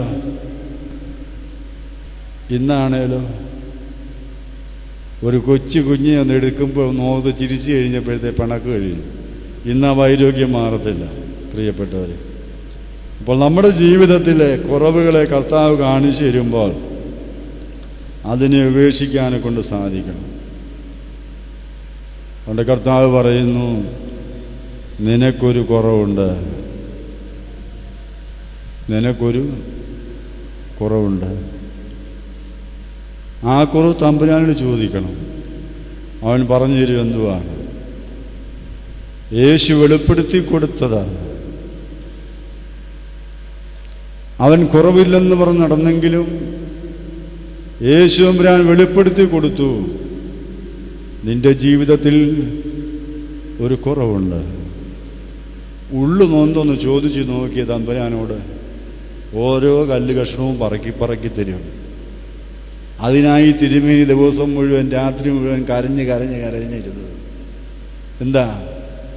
ജീവിതത്തിലൊരു ചെറിയ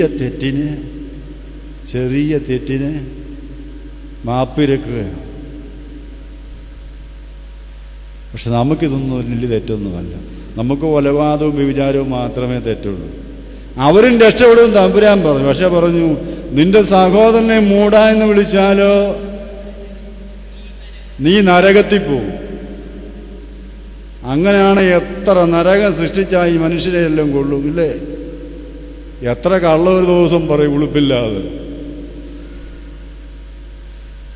ഇതൊന്നും ദൈവസന്നിധിയിൽ തിരുത്തപ്പെടാൻ സാധിക്കണം, എങ്കിൽ മാത്രമേ സാധിക്കൂ. അപ്പോൾ മുമ്പിൽ യേശു, പുറകിൽ സമ്പത്തിക്കും. അതുകൊണ്ട് പറഞ്ഞതെന്താ? നീ സൽഗുണപൂർണ്ണം ഞാൻ ആഗ്രഹിക്കുന്നെങ്കിൽ നിനക്കുള്ളത് വിറ്റ് ദരിദ്രർക്ക് കൊടുക്കുക. നമ്മുടെ സ്വന്തമായിട്ട് പലതും കയ്യിലുണ്ട്. ഇപ്പോൾ ഈ കൈയിരിക്കുന്ന കൈയിരിപ്പ് പലതും ദൈവത്തിന് ഇഷ്ടമല്ല. ഇത് വിറ്റുകളയാനാണ് ദൈവം പറയുന്നത്. ഒരു തിരിച്ചുപോക്ക്, ജീവിതത്തിലേക്കൊരു തിരിച്ചുപോക്ക്. നീ എവിടെ തുടങ്ങി എവിടെ ആയിരിക്കുന്നത് മനസ്സിലാക്കാനുള്ള ഒരു തിരിച്ചുപോക്കുണ്ടാകണം. പരിശുദ്ധ മാമോദീസായിലൂടെ പറഞ്ഞു, അന്ന് മാലാഖയ്ക്ക് സമയം ഒരു പ്രാവെന്ന വണ്ണം നീ കരേറിയിരിക്കുന്നു, എന്നെ വിളിച്ചതാണ്. ഇപ്പം അവർ വിളിക്കുന്ന വേറെ പേരിലാണ്. മാമോദീസായിട്ട് എല്ലാ പൈതങ്ങളെയും വിളിക്കുന്നതാണ്. മാമോദീസായിട്ട് കരയേറുമ്പോൾ ഒരു മാലാഖ സമം പ്രാവെന്ന വണ്ണം കരേറിയിരിക്കുന്നു. സഭ നിന്നെക്കുറിച്ചുള്ള പ്രതീക്ഷ അതായിരുന്നു. വെള്ളവസ്ത്രത്തിലേക്ക് ധരിപ്പിച്ച് കുഞ്ഞുങ്ങളെ കൊടുത്തപ്പോൾ സഭ വിളിച്ചത് എന്തുവാ? മാലാഖ എന്നാ. ഇപ്പൊ നമ്മളെ വിളിക്കുന്നത് എന്തുവാ? ഇവിടെ പറയണ്ട. നിന്നെ അറിയാവുന്നവർ നിന്നെ വിളിക്കുന്നത് എന്താ? മാത്യുസ്ലിം ബാബയെ കുറിച്ച് പറഞ്ഞില്ലയോ, മാലാഖ അച്ഛൻ. ഇപ്പൊ എന്തൊരു അച്ഛനെ കുറിച്ച് പറയാതെ? എൻ്റെ പള്ളിയിലൊക്കെ എന്നെ എന്തൊക്കെ പേരാ വിളിക്കുന്നത് എനിക്കറിയത്തില്ല. അപ്പോൾ സഭയിൽ നിന്ന് ഒരു തുടക്കം, ഒരു തിരിഞ്ഞുപോക്ക് വേണം. മാലാഖയ്ക്ക് സമം ദൈവസന്നിധിയിലായിരുന്നു നാമാണ് തിരിച്ച് അധപ്പതനത്തിലേക്ക് പോയത്. അവിടെ നിന്ന് വളർന്ന് തിരുമേനി പരിശുദ്ധനായി. നമ്മളവിടെ താഴേക്ക് പോയി പാപികളുമായി മാറി. പക്ഷെ ആ പാപത്തിൽ നിന്ന് തിരിച്ചു വരുവാൻ തക്കവണ്ണം നമുക്ക് സാധിക്കണം. തിരുത്താനുള്ളത് ജീവിതത്തിൽ തിരുത്തണം.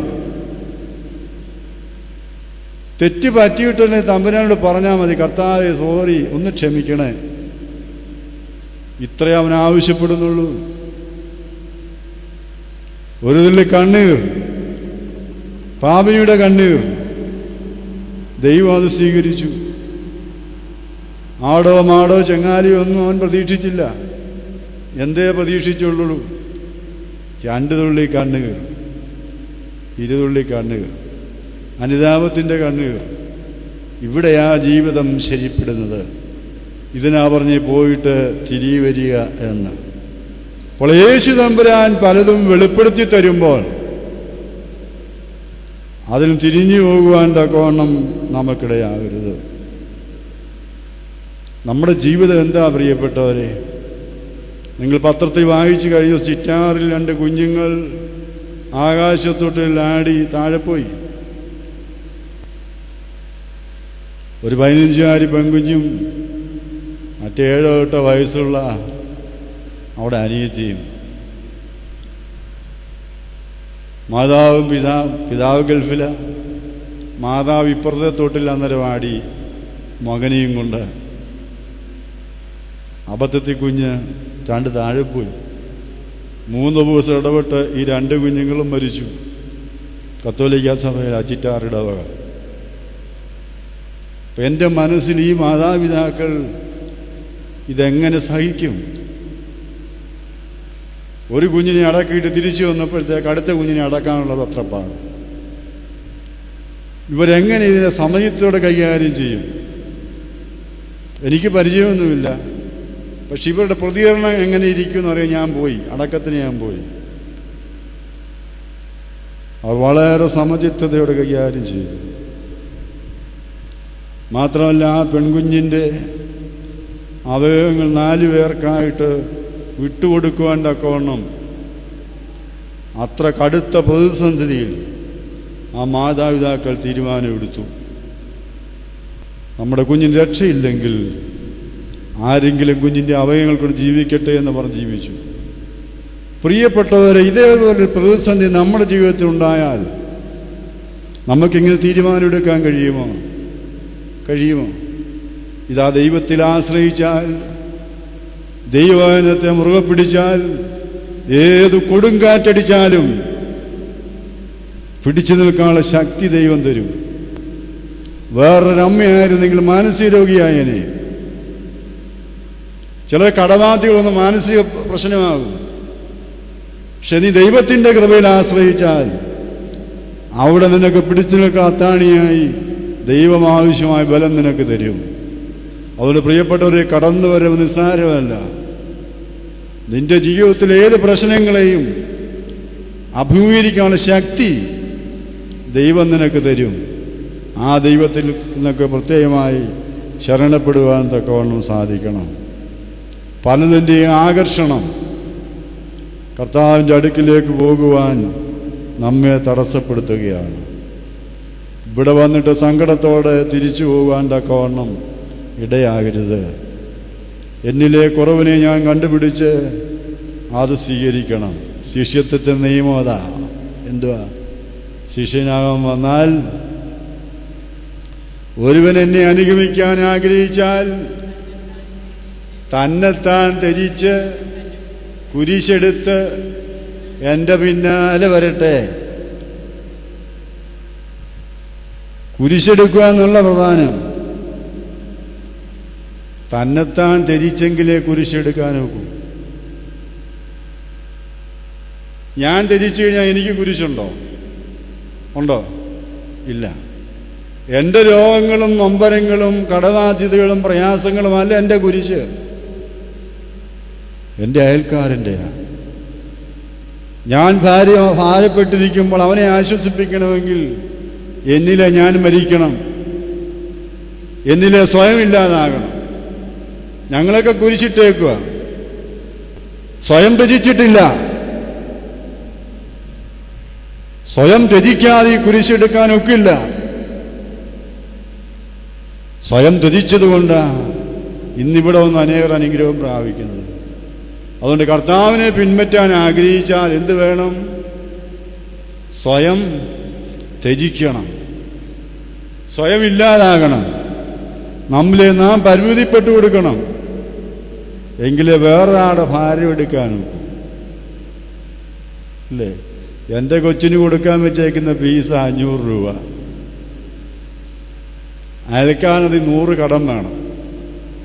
രണ്ടുപേരും ഒരേ രീതിയിൽ അടയ്ക്കണം. അമ്മയെ നീ കൊടുക്കുമോ 100 രൂപ? കൊടുക്കുമോ? 500 രൂപ ഉണ്ട്, പക്ഷെ എൻ്റെ കൊച്ചിന് അടയ്ക്കേണ്ട ദിവസമായി ഒക്കത്തില്ല.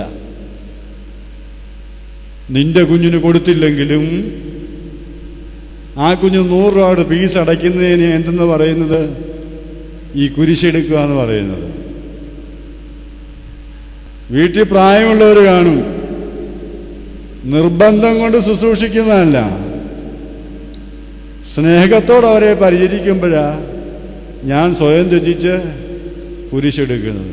ഇപ്പോൾ പരിചരണം ഇവിടെ പള്ളി കൈമുത്താൻ വരുമ്പോഴാണ് വല്യപ്പനെയും വല്യമ്മയുള്ള പരിചരണം. എൻ്റെ ദൈവമേ, എൻ്റെ ഇടവകയിൽ അമ്മച്ചിയുണ്ട്, 90 കഴിഞ്ഞു, കൂനിക്കുക. പള്ളി വരണമെന്ന് വലിയ നിർബന്ധമാണ്. ആരെയോ കൂട്ടുപിടിച്ച് കഴിഞ്ഞ് ഞാൻ തള്ള പള്ളി വരും. തള്ളി വന്നു കഴിയുമ്പോഴത്തേക്ക് ഇവിടെങ്ങും ഉള്ളവരല്ലേ, മരുമോള് വരും കൈമുത്തിക്കാൻ. അയ്യോ, എന്തോരെടുപ്പാന്നറിയാം.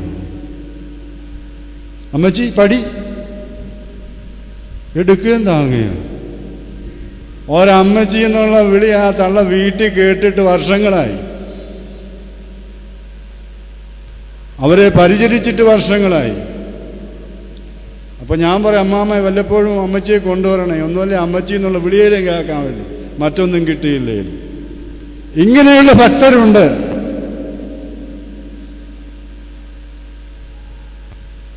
ഒരു തുള്ളി വെള്ളം എടുത്തു കൊടുക്കാതെ അച്ഛൻ്റെ മുമ്പിലോട്ട് അങ്ങോട്ട് വരുമ്പോഴത്തേക്ക് ഭക്തിയാ. ഇതാ സങ്കീർത്തനക്കാരൻ പറഞ്ഞത്, സ്വർഗത്തിൽ വസിക്കുന്നവൻ ചിരിക്കുന്നു. ഈ ഉള്ളിൽ ആത്മാർത്ഥയില്ലാത്ത കാട്ടിക്കൂട്ടുന്ന വിക്രികൾ കാണുമ്പോഴാ സ്വർഗത്തിൽ ഇരിക്കുന്നവൻ ചിരിക്കുക. അവരുടെ വിചാരം റമ്പാച്ചനങ്ങ് വാങ്ങി. ഇപ്പോൾ ഞാൻ 17 കൊല്ലമായിട്ടൊരു പള്ളിയിലാണ്, എനിക്കറിയാം. റമ്പാച്ചൻ വാങ്ങി ഇതെല്ലാം ഇങ്ങനെയാണെന്നാണ്. സ്വകാര്യമായിട്ട് അമ്മച്ചിയോട് സംസാരിച്ച് നോക്ക്. എന്തെല്ലാം നൊമ്പരങ്ങൾ വഹിക്കുന്നു എവിടെയെല്ലാം. ദീർഘമായി പറയാനൊക്കെ കൊണ്ട് സമയമില്ല. ഞാൻ വല്ലപ്പോഴും ഗാന്ധി ഭവനിൽ പോകും, പത്തനാപുരം. ഈ രോഗികളെ കാണാൻ പോകുന്ന എല്ലാ മാസവും മിക്കവാറും പോകും. ആദ്യത്തെ മുറിയിൽ ചെന്നപ്പോൾ ഒരു 6 കുഞ്ഞുങ്ങൾ 1 വയസ്സ് താഴെയുള്ള കിടപ്പുണ്ട്, തൊട്ടിലാട്ടുന്നവരുണ്ട്. തൊട്ടടുത്ത മുറി ചെന്നപ്പോഴോ ഒരു 22 വയസ്സ് താഴെയുള്ള 6 അമ്മമാർ, കുഞ്ഞുങ്ങൾ ഓരോന്ന് കയ്യിലുണ്ട്. അച്ചായന്മാരാരാന്നറിയത്തില്ല. അങ്ങനെ 1500-ലധികം രോഗികളുണ്ട്. ഞാൻ ചെല്ലുമ്പോൾ അടൂർ പങ്കജം, പ്രേംനസീറിനോട് സിനിമ അടൂർ പങ്കജം അവിടെ കിടപ്പുണ്ട്. ഇപ്പോഴൊരു സീലർ മാധവൻ അവിടെ കിടപ്പുണ്ട്. റാന്നിയിലെ ആദ്യത്തെ MLA സി ദിവാകരൻ ഇവിടെ ഇരിക്കുന്നവർ കാണും, റാന്നിക്കാർ അവിടെ കിടപ്പുണ്ട്. 1500 വൃദ്ധർ, പല പ്രയാസപ്പെടുന്നവർ, കൈയില്ലാത്തവർ, കാലില്ലാത്തവർ, മക്കളുള്ളവരും മക്കളെ കൊണ്ട് പ്രയോജനമില്ലാത്തവരും. ഒരു മുറി ചെന്നപ്പോൾ ഒരു അമ്മച്ചി എന്നെയൊക്കെ ഒരു കെട്ടി അങ്ങ് പിടിച്ചു. എനിക്കത്രയും ആരോഗ്യമില്ലായിരുന്നു. കുതിരി പറഞ്ഞു, ഈ അമ്മച്ചി വിടത്തില്ലെന്നെ, അച്ഛനൊന്ന് ഒരു ഉമ്മ തരണം. ഞാൻ പറഞ്ഞു, ഒരു ഉമ്മയുള്ളോ? അച്ഛനൊന്ന് കുനി. അവർ പൊക്കം ഞാൻ കുനിഞ്ഞു കൊടുത്തു. 1000 ഉമ്മ തന്നു. ചിലരുടെയൊക്കെ മുഖത്ത് ഈ അമ്പാച്ചി ഉമ്മ വാങ്ങിക്കാൻ പോകുന്നതാണ്. വല്യമ്മച്ചിക്ക് 88 വയസ്സുണ്ട്, അതുകൊണ്ട് ഉമ്മ വാങ്ങിച്ചേ കേട്ടോ. കണ്ണിക്കൂടെ ധാരായി കൊഴിയുക. ഞാൻ മാറി എന്തുകൊണ്ടാണ് എനിക്ക് ആ അമ്മച്ചി ഉമ്മ തന്നത്? ഇത്രയും അമ്മ തരാത്ത എൻ്റെ കൂട്ട്. വീട്ടിൽ മക്കൾക്ക് കൊടുക്കാൻ വെച്ചിരുന്നതാ, കൊച്ചുമച്ചക്ക് കൊടുക്കാൻ വെച്ചിരുന്നതാ. അമ്മയെന്ന് വിളിച്ച് ഒന്ന് തലോട് മാത്രമേ ചെയ്തുള്ളൂ. ആ അമ്മയെന്നുള്ള വിളി കേൾക്കാൻ ആഗ്രഹിച്ചവരാ ഇത്രയും ഉമ്മ തന്നത്. ഇപ്പോഴും അവിടെ കിടപ്പുണ്ട്. അവരുടെ വീട്ടിലെ മക്കളും സുഖമായി ജീവിക്കുന്നുണ്ട്. ഒരു കുറവ് നിനക്കുണ്ട്. നിന്റെ ദൈവകൃപയെ തടസ്സപ്പെടുത്തുന്ന എന്തോ ഒന്ന് എൻ്റെയും നിന്റെയും ജീവിതത്തിലുണ്ട്. അതുകൊണ്ടാണ് തിരിച്ച് വീട്ടിലേക്ക് പോകാൻ പറഞ്ഞത്. വീട്ടിൽ ഒരു ക്രമക്കേടുണ്ടോ എന്ന് പരിശോധിക്കുക, വിറ്റ് കളയേണ്ടതുണ്ടോ എന്ന് നോക്കുക, ഉപേക്ഷിക്കേണ്ടോ എന്ന് നോക്കാൻ തക്കവണ്ണം സാധിക്കണം. വിളിയിൽ പരാജയപ്പെട്ടു. ആ പരാജയങ്ങൾ ചെറിയ ചെറിയ വീഴ്ചകളായിരിക്കും. ഓരോരുത്തർക്കും ഓരോന്നാ. ശക്തനാണ് ശിംശോൻ, പക്ഷെ ദലീലയുടെ മുമ്പിൽ ഒരു ചെറിയ പെങ്കൊച്ചിൻ്റെ മുമ്പിൽ വീണുപോയി. ദാവീദ് ബേശയുടെ മുമ്പിൽ ചെറുതായിപ്പോയി. ഏശാവ് ഒരു പാത്രം പാൽപായസത്തിന് വേണ്ടി.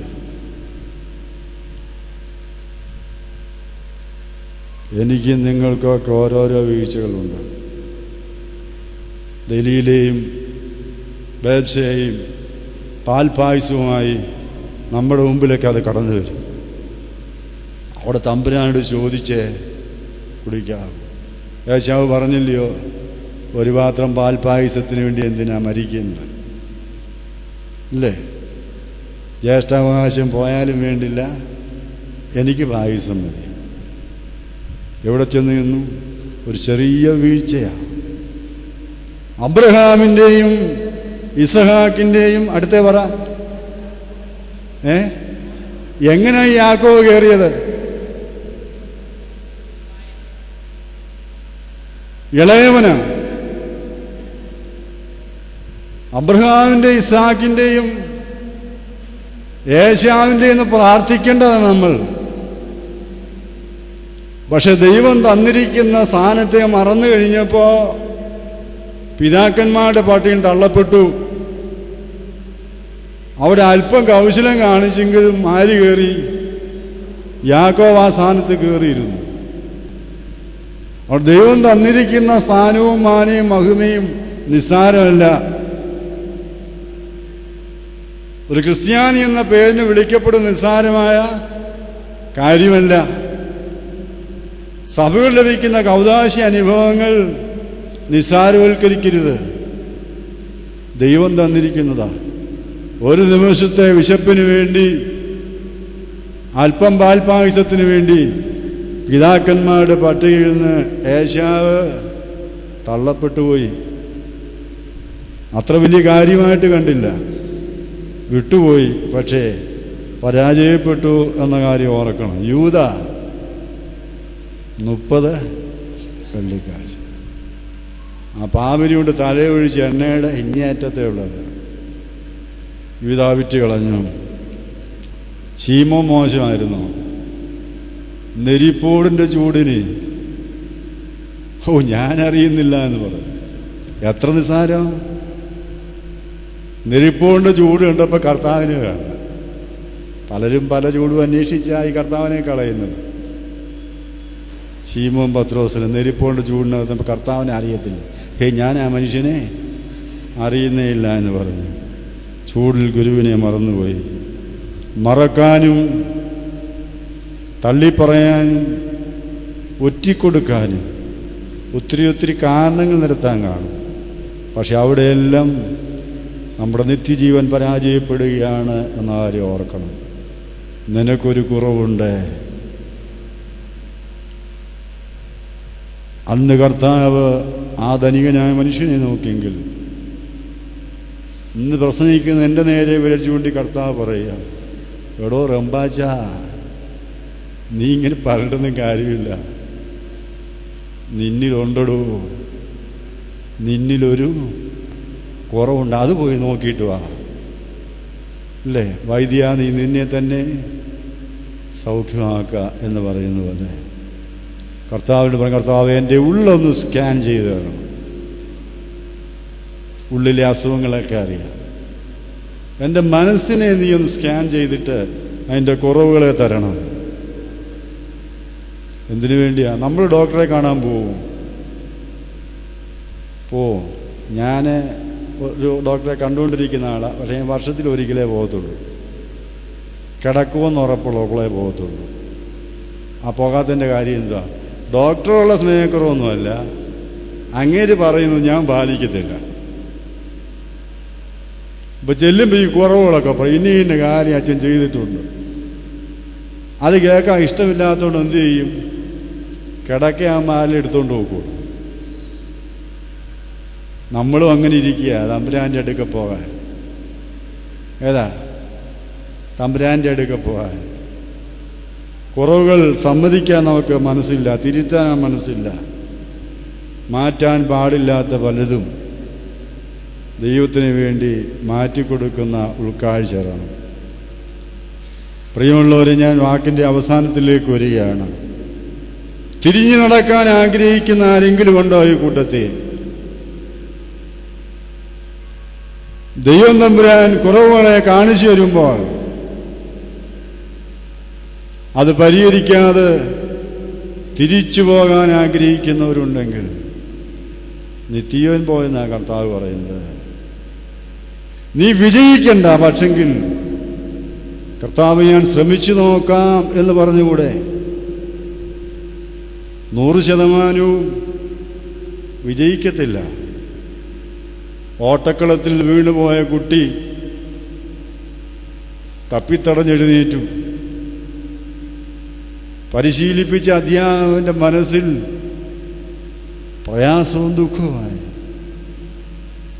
അവനോർത്ത് എഴുന്നേറ്റ കുട്ടി കരഞ്ഞു വിളിച്ച് പിന്മാറും. പക്ഷെ അവൻ്റെ ഞൊണ്ടങ്കാലം കൊണ്ട് അവൻ ഫിനിഷിംഗ് പോയിന്റ് വരെ മെല്ലെ നീങ്ങി അവിടെ എത്തി. വിജയിച്ചില്ല, പരാജയപ്പെട്ടു പോയി. അതിന് മുഴുക്ക വിജയിച്ചു. പക്ഷെ വിജയിച്ചു വന്ന കുട്ടിയേക്കാൾ അവൻ്റെ അധ്യാപകൻ അവനെ കെട്ടിപ്പിടിച്ചിട്ട് പറഞ്ഞു, വിജയമല്ല അവനെ പ്രശ്നം, പക്ഷെ നീ പരിശ്രമിച്ചു. നീ വീണപ്പോൾ പിന്മാറാൻ നീ മാറിയില്ല. അതുകൊണ്ട് വിജയിക്കുക എന്നുള്ളതിനേക്കാളാണ് വിശ്വസ്തരായിരിക്കുക എന്നുള്ളത്, പരിശ്രമിക്കുക എന്നുള്ളത്.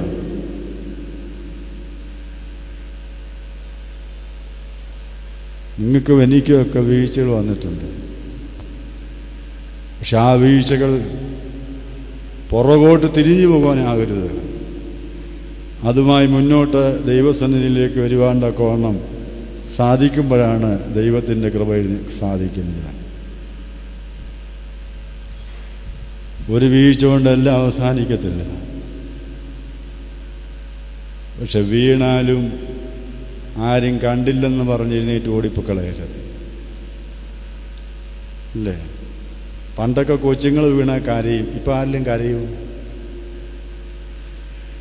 ആരിലും കണ്ടാൽ കുഞ്ഞുങ്ങൾ കരയും. വലിയൊരു വീണാലോ റോഡിൽ നിന്ന് കരയോ, ഞാൻ വീണേന്നും പറഞ്ഞു. ഇന്ന് ഈ കരച്ചിൽ നിന്നുപോയി. ആത്മീയമല്ല, ഈ കരച്ചിൽ നിന്നുപോയി. പക്ഷെ കുഞ്ഞു മനസ്സോ ആരും കണ്ടാലും ഇല്ലെന്ന് ഉറക്കെ എത്ര വീഴ്ച വീണു, ആരും കണ്ടില്ലെന്ന് ചോദിച്ചോടിയില്ലേ? കടന്നു വന്ന ധനികനായ മനുഷ്യനും കൽപ്പനകളൊക്കെ പാലിച്ചതിലും വീഴ്ചയുണ്ടായില്ലേ? പക്ഷെ അവനത് സമ്മതിക്കാൻ തക്കവണ്ണം തയ്യാറായില്ല. പക്ഷെ ദൈവം നമ്മളെ കാണുന്നുണ്ട്. ദൈവത്തിൻ്റെ സർവാധികാരത്തെ അംഗീകരിക്കാൻ തക്കവണ്ണം നമുക്ക് കഴിയണം. അതുകൊണ്ട് നല്ലവനെ ഗുരു എന്ന് വിളിച്ചുകൊണ്ടായില്ല. അർത്ഥമില്ലാത്ത സംഭവം കൊണ്ട് കർത്താവിനെ കിളിക്കാനൊക്കത്തില്ല.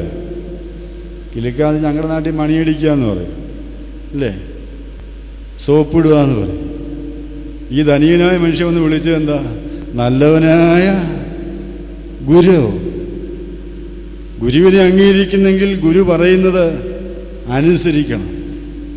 അനുസരിക്കാൻ മനസ്സില്ലാത്ത ഈ സംബോധന കൊണ്ട് കർത്താവിന് ഒരു പ്രയോജനം ലഭിക്കുന്നില്ല, അവൻ ലഭിക്കുന്നില്ല. അപ്പോൾ അവൻ്റെ ധനവാന്റെ ഏറ്റവും ദുർബലമായ ഭാഗത്ത് കർത്താവ് ഒരു തട്ട് കൊടുത്തു. അതാവൻ പരാജയപ്പെട്ടു പോകാൻ കാര്യം. അവനോട് പറഞ്ഞു, നിനക്കുള്ളത് പോയി വിൽക്കണം, ബാങ്കിൽ ഇട്ടേര്, വസ്തു വാങ്ങിക്കേണ്ട, റബ്ബറിന് വില കുറവാണെന്നല്ല പറഞ്ഞത്. പിന്നെന്താ പറഞ്ഞത്?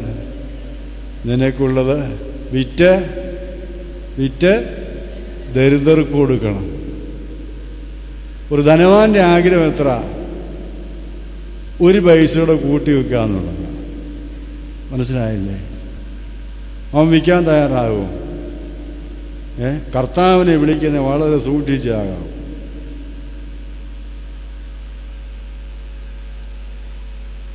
സക്കായി ഒന്ന് വീട്ടിൽ കൊണ്ടുപോയതാ, ഉള്ളത് മുഴുവൻ പോയി. ധനവാൻ കൽപ്പന പാലിച്ച് നിത്യവിന് വേണ്ടി വന്നതാണ്. ഉള്ള മനസ്സമാധാനം പോയി. സൂക്ഷിച്ചേ കർത്താവിനെ വിളിച്ച് കയറ്റാം. പക്ഷപാതക്കാരൻ്റെ വീട്ടിലേക്കുണ്ട്, അവൻ്റെ മേൽക്കൂര പൊളിച്ചു കളയും. കർത്താവ് ജീവിതത്തിലേക്ക് വന്ന പല മേൽക്കൂരകളും പൊളിയപ്പെടണം, പൊളിച്ച് മാറ്റപ്പെടണം. കർത്താവ് വീട്ടിൽ വന്ന സമ്പത്ത് വർദ്ധിപ്പിക്കാൻ മാത്രമല്ല, ഉള്ള സമ്പത്ത് ശൂന്യമാക്കാനും കഴിയും. സക്കായി നേരത്തെ പാടിയ പാട്ടല്ല ഇപ്പോൾ എൻ്റെ സമ്പത്തൊന്ന് ചെല്ലാൻ, എൻ്റെ സമ്പത്തൊന്ന് ചെല്ലുവാൻ. ഇപ്പം ആ പാട്ടേ ഇല്ല. എനിക്ക് സമ്പത്ത് ഒത്തിരി ഉണ്ടോ? മക്കളല്ലേ എവിടാ? പറയാൻ വായിക്കൊള്ളാ സ്ഥലത്തൊക്കെയാ. പണ്ട് ഇതേ ഉള്ളായിരുന്നു, എൻ്റെ സമ്പത്തൊന്ന് ചെല്ലുവാൻ. ആ യേശു സമ്പത്താകണം. ഇവിടെ ധനവാൻ ആ സമ്പത്ത് സ്വന്തമാക്കുവാൻ തക്കവണ്ണം സാധിക്കുന്നില്ല. ക്രിസ്തുവിന് മുകളിൽ സമ്പത്തിന് സ്ഥാനം കൊടുത്തു. സ്വയം ത്യജിക്കുവാനോ അതിൻ്റെ സമ്പത്ത് വിൽക്കുവാനോ അവന് മനസ്സില്ല. ഞാൻ വാക്കുകൾ സമയപരിമിതി അവസാനിപ്പിക്കട്ടെ പ്രിയപ്പെട്ടവരെ. പറഞ്ഞു വന്നത് പള്ളിയിൽ വന്ന് സമാധാനം പോയ ഒരു മനുഷ്യനെ കുറിച്ചാണ്. പള്ളിയിൽ വന്നെന്ന് മാത്രമല്ല, കർത്താവിൻ്റെ അടുക്കിലേക്ക് ഓടിച്ചെന്ന് ഉള്ള സമാധാനം നഷ്ടപ്പെട്ടു. ദൈവത്തിൻ്റെ അടുക്കിലേക്ക് വരുമ്പോൾ ദൈവം കുറവുകളെ ചൂണ്ടിക്കാട്ടും. നീ തിരികെ പോകാൻ പറഞ്ഞത് ഒരു കുമ്പസാരത്തിൻ്റെ അനുഭവമാണ്. നിന്റെ കയ്യിൽ നീ വെച്ചുകൊണ്ടിരിക്കുന്ന പലതുമുണ്ടല്ലോ, അത് പലതും ദൈവത്തെ സ്വീകരിപ്പാൻ തക്കോണം തടസ്സമാണെങ്കിൽ അത് ഉപേക്ഷിക്കണം. സമ്പത്ത് ദൈവാനുഗ്രഹം അല്ലെന്ന് വേദവസവും പറഞ്ഞില്ല. പക്ഷെ ഈ കരുതൽ മതി, ദൈവം മാത്രം വേണ്ടാന്ന് വിചാരിക്കരുത്. കാനാവിലെ കല്യാണ വിരുന്നിനറിയാം, അവിടെ നടന്ന എന്തുവാ, പച്ചവെള്ളത്തെ വീഞ്ഞാക്കി. എത്ര നല്ല കർത്താവാ! എന്താ അവിടെ വീഞ്ഞ് തീർന്നു പോയത്? വിളിച്ചതിനെയൊക്കെ അവിടെ ആള് ചെന്നോണ്ടാണോ? പാവം പിടിച്ചവനാണ്ട് കണക്ക് നോക്കും, 100 പേരെ വിളിച്ചാൽ 100 പേർക്കുള്ള വീഞ്ഞ് വേണം. അതീത്തി കരുതത്തില്ല. വിളിച്ചതിനേക്കാൾ കൂടുതൽ ആൾ ഈ വീട്ടിൽ ചെല്ലത്തുമില്ല. കാരണം മണവാളന് ഐഹിക സമ്പത്ത് കുറഞ്ഞവന്, മണവാട്ടി പ്രഭുകുമാരിയേക്കാൾ ശ്രേഷ്ഠത കുറഞ്ഞവരാ. കല്യാണത്തിന് വിളിച്ചത് മുക്കുവനെയും തച്ചനെയൊക്കെയാ. അപ്പൊ ആള് സ്വാഭാവികമായിട്ട് കുറയത്തേ ഉള്ളൂ. ഞാൻ ഒത്തിരി എന്തുകൊണ്ട് വീഞ്ഞ് തീർന്നു പോയി? ഇങ്ങനെ കണക്ക് പഴച്ചതാണോ? ആളുകൾ അധികം കൂടിപ്പോയതാണോ? തലേ ദിവസത്തെ പ്രമിയോനിൽ പിതാക്കന്മാർ ഈ കാര്യം പറയുന്നുണ്ട്, എന്തുകൊണ്ട് വീഞ്ഞ് തീർന്നു പോയെന്ന്. അവിടെ പാട്ടും നൃത്തവുമായി കഴിഞ്ഞു. അവസാനം പറഞ്ഞ സ്തുതിയും സ്തോത്രവുമായി അന്തരീക്ഷം രൂപാന്തരപ്പെട്ടു. ഈ പാട്ടും നൃത്തവും കണ്ടു കഴിഞ്ഞപ്പോൾ കർത്താവ് എന്ത് ചെയ്തു? അവന്റെ വിരലിന്റെ ആംഗ്യത്താൽ ഭരണിയിലെ വീഞ്ഞ് തീർന്നുപോയി. പ്രമോനി പിതാക്കന്മാർ എഴുതി വച്ചേക്കുന്ന അവന്റെ വിരലിന്റെ ആംഗ്യത്താൽ ഭരണിയിലെ വീഞ്ഞ് തീർന്നുപോയി. നീ പലതും കരുതി വെച്ചിട്ട് സമയത്ത് ഉപകരിക്കുമെന്ന് വെച്ച് പാട്ട് നൃത്തമായി പോകരുത്. ദൈവത്തിൻ്റെ ഒരു വിരൽ സ്പർശനം മതി ഇതെല്ലാം ശൂന്യമാക്കാൻ. ദൈവം കടന്നു വന്ന് ശൂന്യമാക്കിയത് അർത്ഥമുണ്ട്. അവന്റെ വിരലിന്റെ ആംഗ്യത്താൽ ഭരണിയിലെ വീഞ്ഞ് തീർന്നുപോയി. നീ കരുതി വച്ചിരിക്കുന്ന പലതുമുണ്ട്. മക്കളെക്കുറിച്ചായിരിക്കാം, അല്ലേ? നീ ആശ്രയം വെച്ചിരിക്കുന്ന കരുവേലത്തെക്കുറിച്ച് നീ നാണിക്കേണ്ടി വരും. തണ്ണിത്തോട്ടുകാരോട് അത് പറഞ്ഞാൽ മനസ്സിലാകത്തില്ല. അവർ പറയും റബ്ബറിനെ കുറിച്ച് നീ നാണിക്കേണ്ടി വരും. 300 പോയില്ലേ 80-ലോട്ട്. ഇപ്പൊ പറച്ച റബ്ബർ വയ്ക്കുന്ന വലിയ നഷ്ടമായിപ്പോയി, നാണക്കേടായിപ്പോയി പണി. ആശ്രയം വെച്ചിരിക്കുന്ന പലതും സമയത്ത് ഉപകരിക്കത്തില്ല. ദൈവത്തിൻ്റെ കൃപ നഷ്ടപ്പെട്ടു പോയാൽ അത് ശൂന്യമാക്കാൻ ആരോഗ്യം എടുക്കാൻ എത്ര സമയം വേണം? സമ്പത്തെടുക്കാൻ എത്ര സമയം വേണം? ഉണ്ടെന്ന് കരുതിയ കുഞ്ഞുങ്ങൾ നഷ്ടപ്പെടാൻ എത്ര സമയം വേണം? ഇപ്പൊ പറഞ്ഞുവിടലൊന്നും ഇല്ലല്ലോ, പറഞ്ഞയക്കുകയും വേണ്ടല്ലോ, ഇറങ്ങിപ്പോക്കോളുമല്ലോ. എത്ര സമയം വേണം? എത്ര സമയം വേണം? പ്രിയമുള്ളവരെ, പഴമക്കാർ പറയും ദൈവം നോക്കിക്കോളുമെന്ന്. എന്തുകൊണ്ടേലും ദൈവം നോക്കിക്കോളുമെന്ന്. പക്ഷെ ആ പറച്ചിലിനകത്ത് വിശ്വാസമുണ്ട്. അബ്രഹാം പറഞ്ഞില്ലേ, യഹോവ ഇന്ന് എത്ര പേരെങ്ങനെ പറയും? യഹോവ കരുതിക്കൊള്ളൂ.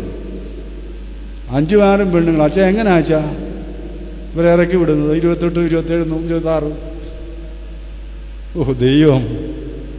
ദൈവം നോക്കിക്കൊള്ളും, ദൈവം വളർത്തിക്കൊള്ളും. ഇപ്പോൾ 6 മണിയാകുമ്പോഴേ, ക്ഷമിക്കണേ, 6 മണിയാകുമ്പോഴേ ഇവിടെ ഒരു ഭാഗമൊക്കെ ഇട്ട് ഇങ്ങ് വണ്ടി വരാൻ നോക്കി നിൽക്കുന്നത് കണ്ടുകൊണ്ടിരിക്കുക. അവസാനം ഒരു 12 നഴ്സിംഗ് വരെ പഠിച്ചു, എഞ്ചിനീയറിംഗ് ആയി, പിള്ളേർ വരെ പാട്ടിന് പോയി. എവിടെ കരുതി? ഈ ദൈവത്തെ കൊടുക്കാൻ തക്കവണ്ണം സാധിക്കണം.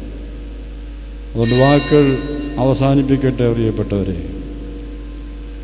നീ വന്നിട്ട് ദുഃഖത്തോടെ തിരിച്ചു പോകരുത്. നിന്റെ ഏത് ഭാരം ഇറക്കി വെക്കുവാൻ വലിയ അത്താണി ഇവിടെയുണ്ട്.